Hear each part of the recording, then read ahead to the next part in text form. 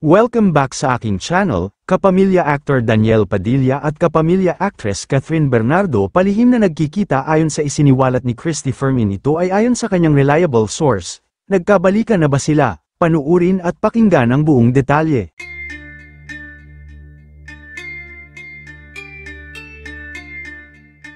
Mukhang nangangamoy nga ang pagbabalikan ng dalawang kapamilya star na sina Daniel Padilla at Catherine Bernardo.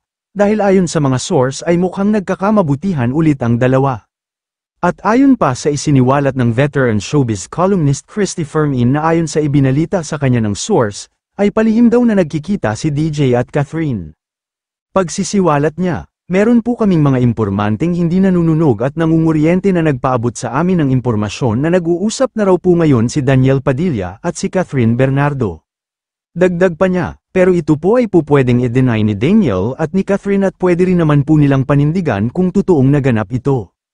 Ayon pa sa kolumnista, best friend daw ni Catherine ang nagsilbing tulay upang makapag-usap at muling magkita ang dalawa, kaya naman may posibilidad na baka muling magkabalikan ang dalawa.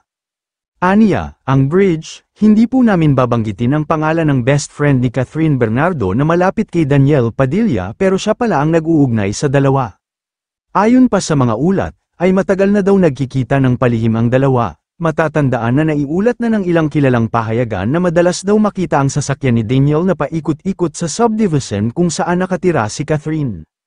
Hula pa ng iba, ay palihim na sinusuyo ni DJ ang kanyang ex na si Catherine para makipagbalikan, subalit may mga nagsasabi naman na baka for friends na lang ang pagkikita ng dalawa at pagbisita ng binata kay Catherine, samantala, tanging sina Catherine at Daniel lamang ang makakukumpirma kung totoong nagkakausap na silang dalawa makalipas ang mahigit isang taon mula nang isapubliko nila ang kanilang hiwalayan. Kayo mga ka-showbiz, anong masasabi nyo sa ating showbiz topic ngayon? Kung may opinion kayo ay magkomento lang kayo sa aking comment section.